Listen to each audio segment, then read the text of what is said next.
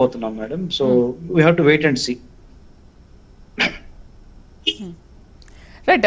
రమేష్ గారు, అంటే ఇప్పుడు హనీఫ్ అబ్బాస్ కూడా భారతదేశం పైన 130 అణ్వాయుధాలు సిద్ధం చేశాము, ప్రయోగిస్తాము, జాగ్రత్త అని మనకే హెచ్చరిక జారీ చేస్తుంటే, మరి ఇంత చేసిన పాకిస్తాన్ పైన భారత్ ఇంకా ఏ విధంగా ప్రతీకార చర్య తీసుకోవాలి అంటారు?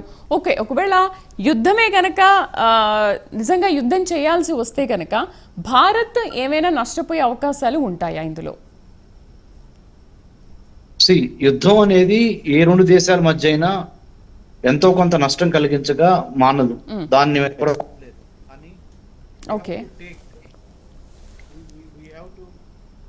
To take calculated risk, strength, weakness, opportunity, threat, స్వాట్ అనాలిసిస్ చేసి చూసినప్పుడు తప్పనిసరిగా we are going to hit them where it hurts more.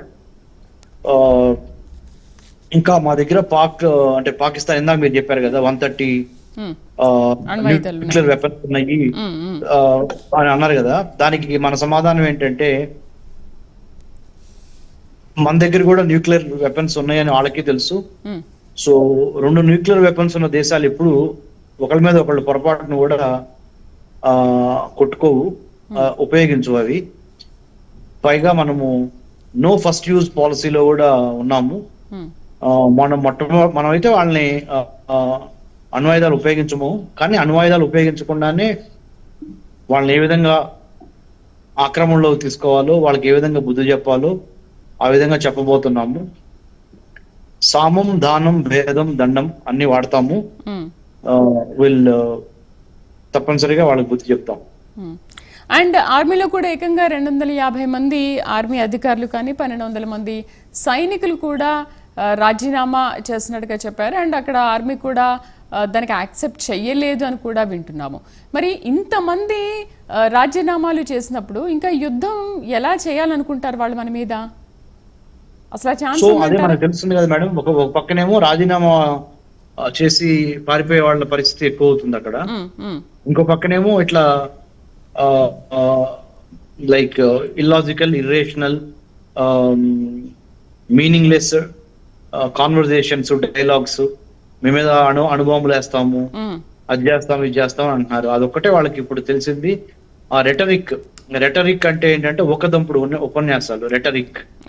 ఆ ఒకదంపుడు ఉపన్యాసాలు లెట్ దెమ్ గివ్, బికాజ్ అంతకుమించి వాళ్ళు ఇప్పుడు చేయగలిగిన పరిస్థితి ఏమి లేదు. కాబట్టి ఆల్రెడీ జరగాల్సిన డ్యామేజ్ జరిగింది. వాళ్ళని ఎట్టి పరిస్థితుల్లో మనం వదలట్లేదు.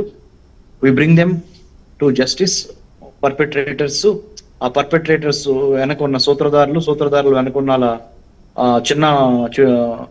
చిన్న పెద్ద క్యారెక్టర్ ఆర్టిస్టులు, జోకర్లు అందరినీ బయటికి తీసుకొస్తాం మేడం. రైట్. ఆంజనేయ రెడ్డి గారు ఏమంటారు? ఎటువంటి సిచ్యువేషన్ అయినా ఎదుర్కోవడానికి మేము సిద్ధంగా ఉన్నామని ఫోర్సెస్ కూడా చెప్తున్నాయి. పార్లమెంటరీ కమిటీ మీటింగ్ కూడా జరిగింది. కమిటీ మీటింగ్లో కూడా ఇలాంటి నిర్ణయాలు తీసుకున్నట్టుగా తెలుస్తోంది. అండ్ ఎటువంటి ఒప్పందాలు చేసుకున్నారు మీరు ఈ పార్లమెంటరీ కమిటీ మీటింగ్లో? అసలు ఎటువంటి చర్చ జరిగింది?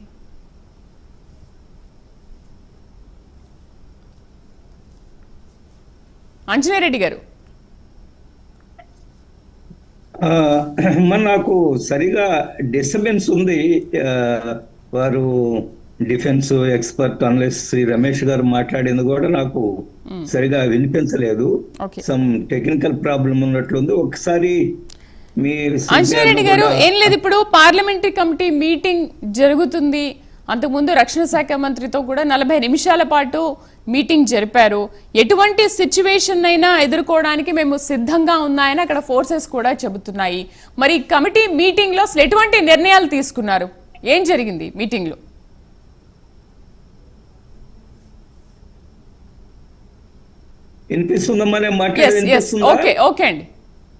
మీ వాయిస్ మధ్య మధ్యలో కట్ అవుతుంది, బాగా డిస్టర్బెన్స్. మీరు మాట్లాడండి.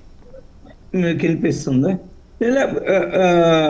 ఈరోజు కేంద్ర ప్రభుత్వంలో ఉన్న డిఫెన్స్ అధికారులు అండ్ నేషనల్ సెక్యూరిటీ అడ్వైజర్, రక్షణ శాఖ మంత్రులు అందరూ కూడా సమావేశాలు నిర్వహిస్తున్నారు. ఎటువంటి చర్య తీసుకోవాలా, దేశంలో దేశానికి అవసరం వచ్చిన ఏ చర్యలు తీసుకోవాలని చాలా లోతుగా పరిశీలిస్తున్నారు, లోతుగా ఆలోచిస్తున్నారు. అనేక సమావేశాలు నిర్వహిస్తున్నారు. ఒక ప్రధానమైన నిర్ణయం తీసుకునే ముందు చాలా మందిని విశ్వాసంలోకి తీసుకోవాల్సి ఉంటుంది. డిఫెన్స్ అధికారులు లేదా మిగతా పొలిటికల్ లీడర్షిప్ అండ్ బ్యూరోక్రసీ ఇవన్నీ కూడా చాలా లోతుగా విచారించి నిర్ణయాలు తీసుకోవాల్సి ఉంటుంది. రమేష్ గారు వారు they are more competent and they are more knowledgeable. Ramesh garu, నేను రాజకీయ కోణం మాట్లాడగలని, కానీ యాక్చువల్ గా మన శక్తి సామర్థ్యాల పట్ల ఎటువంటి స్ట్రాటజిక్ ఇది తయారు చేసుకోవాలా, ఏ విధంగా ముందుకెళ్లాలనేది రమేష్ గారు ఎవరైతే ఉన్నారో